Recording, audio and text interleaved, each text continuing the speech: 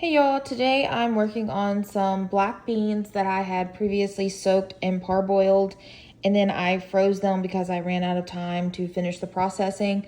And so I pulled them out yesterday, let them thaw, and now I'm going to get them jarred. I already have 4 quarts in the canner, and these are the last of them. So inside of each jar, I have a cup of a half of the beans and a cup of the bean water. I'm going to go ahead and put in the rest of my seasonings and to pressure cook these. They're quarts, so 90 minutes. So the first thing I'm going to do is go ahead and put about 2 tablespoons of my frozen onion and bell pepper mixture that I had at that time. Okay, so to each jar, I've added about 2 tablespoons of that frozen bell pepper and onion mixture. You can add as much or little as you want. I just went off of what the recipe said. So now I'm going to put 1 teaspoon of salt into each jar. And again, these recipes are totally adaptable to you. Like if you want more salt, put more salt. If you want less salt, put less salt. Don't feel compelled to put exactly what it says, because again, it's up to you and how you like your beans to taste. I have already done some of these and we've eaten all of them. That's why I went ahead and pulled these out, and Jose said they were really good.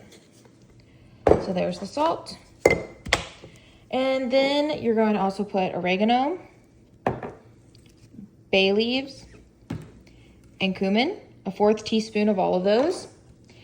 You can use fresh garlic. I'm just going to use garlic powder, and I'm going to do 1/2 teaspoon of this. I'm only using about 1/8 of a teaspoon of the oregano because I used my spice grinder and I powdered my oregano. So really you only need about 1/2 of what the recipe calls for, because I'm not really a fan of the oregano, like the full pieces of oregano. So I like it more powdered. The next thing you're going to want to do is finish filling your jars with water. And then I'm just using a chopstick to debubble it and kind of mix in my spices. After this step, the most important part of this is to make sure you really wipe down the rims, because you don't want any residue on top to keep your flats from sealing. So then once you have that, just put your flats and rings on it, and then they are ready to go into the pressure canner. All right, this is the first round of beans I did this morning. They are ready.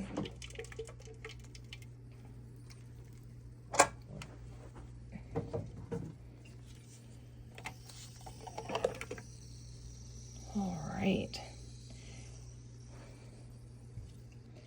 Now, since these are parboiled, you could put more beans per jar, because these don't swell as much as if you were doing them just dry beans, but we like the broth in ours, so I am sticking to only that 1.5 cups.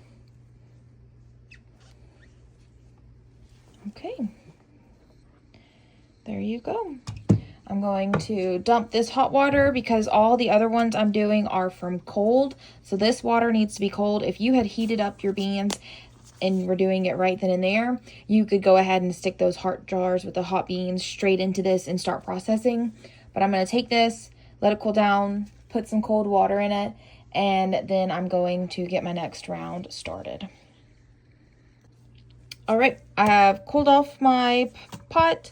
It has got cold water in it with the cold jars. I'm going to put a splash of vinegar in here just to keep my jars from hazing over. Got some pretty bad water here. Okay, guys, electric pressure canners. I love the Nesco. Okay, so I can't stress enough how much I love it. Super easy. You put it over here onto exhaust. Down here, you push start. We're going to do high for 90 since these are quarts.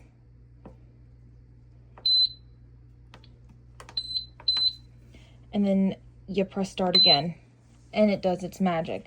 Takes maybe about 10 minutes at this stage. Then it's going to count down for 10 minutes, so about 20 minutes to get ready. Then when the beep goes off at E0, you just flip it to airtight, and then it's going to start counting down. It's 90 minutes. When it finally goes off, it'll beep again, and then after that, you can turn off the whole system.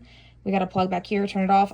I don't ever. It does say you need to unplug it. I don't know why. It turns itself off, but you know, you do you. And then typically it takes about 90 minutes, you know, an hour to 90 minutes for it to decompress itself. And then you can take your beans out once the lid is able to move.